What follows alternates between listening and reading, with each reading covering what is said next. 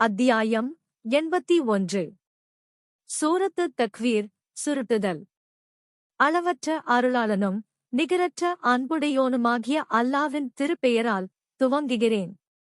சூரியன் ஒளி நீக்கப்பட்டு சுருட்டப்பட்டு விடும்போது, நட்சத்திரங்களும் ஒளி இழந்து உதிர்ந்து விடும்போது, மலைகளும் பூமியிலிருந்து பெயர்க்கப்பட்டு விடும்போது, 10 மாத நிறை கர்ப்பமுடைய ஒட்டகங்களும் கவனிப்பாரற்று அலையவிடப்படும்போது, வனவிலங்குகளும் ஊர்களுக்குள் வந்து ஒன்று திரட்டப்படும்போது, கடல்களும் தீ மூட்டப்படும்போது, உயிர்களும் ஒன்று சேர்க்கப்படும்போது, உயிருடன் புதைக்கப்பட்ட பெண் குழந்தையானவளும் வினவப்படும்போது, இக்குற்றத்திற்காக அவள் கொல்லப்பட்டாள் என்று வினவப்படும்போது, விசாரணைக்காக மனிதர்களுடைய பதிவு புத்தகங்களும் விரிக்கப்படும்போது, வானமும் பிளந்து அகற்றப்படும்போது, நரகமும் கடுமையாக எரிக்கப்படும்போது, சுவனமும் பயபக்தியுடையோருக்காக அலங்கரிக்கப்பட்டு சமீபமாக கொண்டு வரப்படும்போது,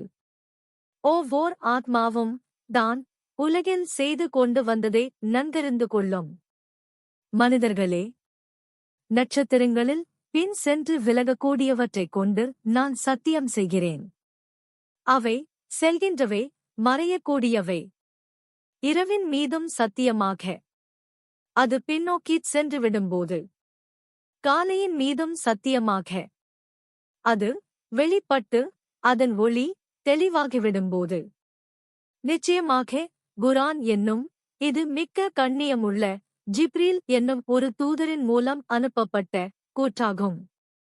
அவர் மிக்க சக்தியுடையவர், அர்ஷுக்குரியவனிடம் பெரும் பதவியுடையவர். வானுலகமான அங்கு மலக்குகளால் கீழ்ப்படியப்படுபவர், மிக்க நம்பிக்கைக்குரியவர். மக்காவாசிகளே, நம்முடைய தூதராகிய உங்களுடைய தோழர் பைத்தியக்காரரமல்லர்.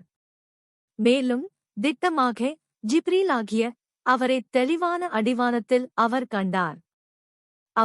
அவருக்கு வானிலிருந்து அறிவிக்கப்படும் மறைவானவற்றின் மீது உலோபத்தனம் செய்பவருமல்லர். இது விரட்டப்பட்ட ஷைத்தானின் சொல்லும் அல்ல. ஆகவே இதனை ஒதுக்கிவிட்டு நீங்கள் எங்கு செல்கிறீர்கள்? இது அகிலத்தார்க்கெல்லாம் உபதேசமேயன்றி வேறில்லை. உங்களில் நேர் வழியில் நிலைத்திருக்க நாடுகிறவருக்கு இது ஒரு அறிவுரையாகும்.